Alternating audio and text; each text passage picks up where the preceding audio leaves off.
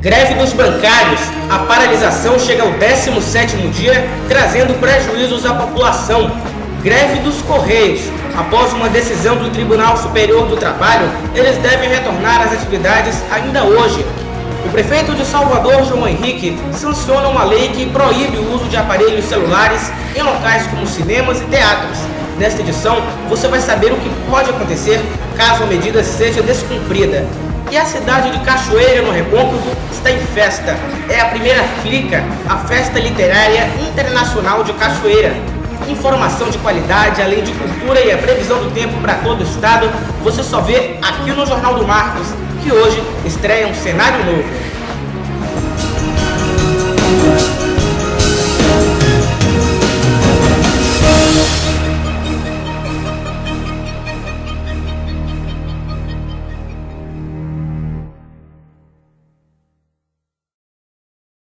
Olá, muito boa tarde. A partir de hoje você vai poder acompanhar aqui no JM o movimento e o dia a dia dessa cidade tão bonita que é a nossa capital baiana. Estamos com um novo cenário, mais informal, mais interativo e, por que não, mais bonito. Essa é a nova fase do Jornal do Marcos, que está cada vez mais perto de você. Bom, então vamos agora às principais notícias desta primeira quinzena de outubro. Vamos falar sobre a greve dos Correios. A Justiça determinou nesta última terça-feira, dia 11, o fim da paralisação. Segundo o TST, o Tribunal Superior do Trabalho, 7 dos 28 dias não trabalhados serão descontados. Os trabalhos começam hoje, sob pena de multa. E quem também está em greve são os bancários. Hoje, a paralisação completa 17 dias. Os bancários querem 12,8% de reajuste salarial. Os bancos, entretanto, só oferecem 8%. Para marcar os primeiros 15 dias de greve, uma manifestação bem inusitada foi realizada aqui em Salvador. Vejam. Acredite, foi com a distribuição de bananas que trabalhadores e a população protestaram na tarde da última terça-feira aqui em Salvador. A manifestação contou com a presença de centenas de pessoas solidárias à luta da categoria. Além de contratações, os bancários reivindicam segurança, respeito à lei dos 15 minutos, o fim das terceirizações e a inclusão bancária. Entre as cláusulas econômicas, a principal delas é o reajuste de 12,8%. O prefeito de Salvador, João Henrique, sancionou na última semana uma lei que proíbe o uso de aparelhos celulares em cinemas e teatros, casas de eventos, além, é claro, de bibliotecas. O prazo para a regulamentação é de até 10 dias. A reincidência poderá acarretar a perda do alvará de funcionamento. A fiscalização será feita pela SUCOM, a Superintendência de Controle e Ordenamento do Uso do Solo do município. Segundo o prefeito João Henrique, o órgão possui experiência com o controle sonoro na capital baiana. O estabelecimento que descumprir a lei deverá pagar uma multa de R$ 851,28. Agora a gente fala de cultura. Até o dia 16 acontece em Cachoeira, no Recôncavo Baiano, a primeira Festa Literária Internacional de Cachoeira. O evento tem como prioridade estimular as reflexões sobre o momento em que a literatura baiana vem vivendo. Vejam. A primeira Festa Literária Internacional de Cachoeira começou nesta terça-feira, dia 11, e deve reunir até o próximo domingo, dia 16, amantes da literatura em todo o Recôncavo. O evento traz uma programação alternativa promovida pela Fundação Pedro Calmon e deve ocorrer em paralelo ao evento oficial. Nesta programação estão previstas contação de histórias, apresentações musicais, sessões de autógrafos e também lançamentos de livros. No próximo bloco tem previsão do tempo aqui no JM. E veja também, mais um tufão atinge o Japão e uma brasileira está entre as vítimas. Quem conta é o correspondente Vitor Moretti. Nós voltamos no instante só.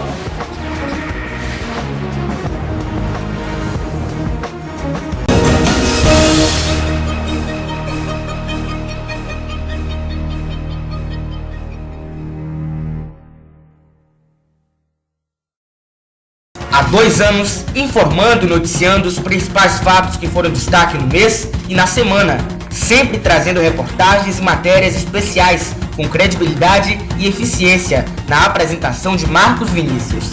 Jornal do Marcos, aqui na TV Salvador News.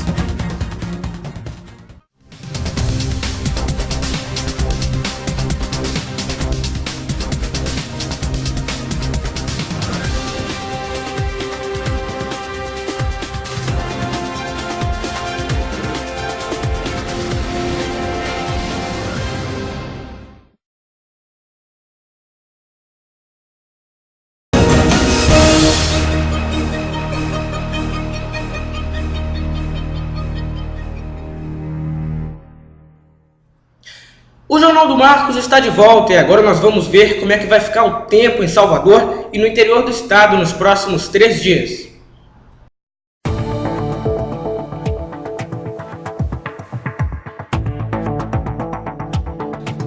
Nesta sexta-feira, dia 14, deve haver sol com algumas nuvens e não há previsão de chuva na capital baiana. Segundo a agência Climatempo, a máxima fica na casa dos 29 graus. A mínima deve ser de 22. No sábado, o mesmo deve ocorrer, mas a mínima passa para os 23. No domingo, a máxima aumenta e pode chegar aos 30 graus. No interior do estado, a cidade de Feira de Santana registra também no domingo mínima de 17 e máxima de 29 graus. Em Itabuna, faz sol com algumas nuvens. A temperatura varia entre os 23 e os 29 graus. Em Vitória da Conquista, a máxima é de 28 graus. Noticiário internacional: o Japão foi atingido por mais um tufão em pouco mais de um mês. Por isso, nós vamos agora até Toyota Chi, na província de Aichi, falar com o nosso correspondente Vitor Moretti. Olá, Vitor. Uma brasileira está entre as vítimas? Está sim, viu, Marcos? Muito boa tarde. Ela e um amigo de trabalho caíram de uma ponte na região de Yamanashi. Eric Nomata tinha 34 anos e deixou 4 filhos que estão aí no Brasil. O brasileiro, seu amigo, foi resgatado com vida pela polícia, mas ela foi encontrada apenas 8 dias depois. Veja agora a reportagem completa. O céu encoberto na manhã de quarta-feira, dia 21, já avisava o que iria acontecer durante a tarde. O tufão de número 15 iria atingir as províncias de Aichi e Shizuoka por volta das 14 horas, regiões com grandes concentrações de estrangeiros. Na cidade de Nishin, choveu forte durante 3 horas sem parar. Muitas empresas deram folga aos funcionários e outras encerraram o expediente ao meio-dia, devido ao alerta de segurança emitido pelas autoridades para que todos não saíssem de casa. A montadora Toyota decretou a paralisação de 11 fábricas no país. Muitos arriscavam e tentavam enfrentar as fortes rajadas de vento que atingiram 200 km por hora.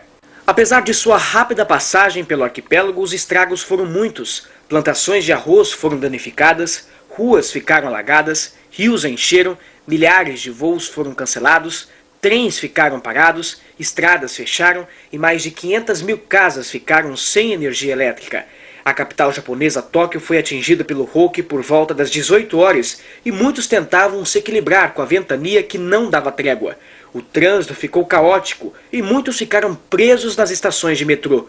Um dia antes, na terça-feira, mais de 1 milhão de pessoas em Nagoya foram aconselhadas a deixarem suas casas e procurarem abrigos, devido à cheia dos rios que já estavam no limite.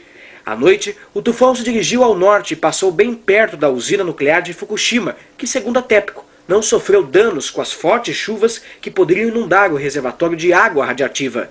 2 brasileiros caíram em um rio na região de Yamanashi. Imagens da televisão japonesa mostram o momento em que Marcos Kanematsu é resgatado pelo helicóptero da polícia. Ele teve ferimentos leves e passa bem. Já sua amiga Eric Nomata foi encontrada apenas 8 dias depois. Como o corpo já estava em avançado estágio de decomposição, foi realizado um exame de DNA para confirmação. Érica tinha 34 anos e seus filhos estavam no Brasil. Pois é, uma fatalidade. Só para lembrar, viu, Marcos, este foi o segundo tufão em um mês a atingir o Japão. O passado foi o Talas, que vitimou mais de 100 pessoas. Realmente, Marcos, o Japão este ano não está com sorte.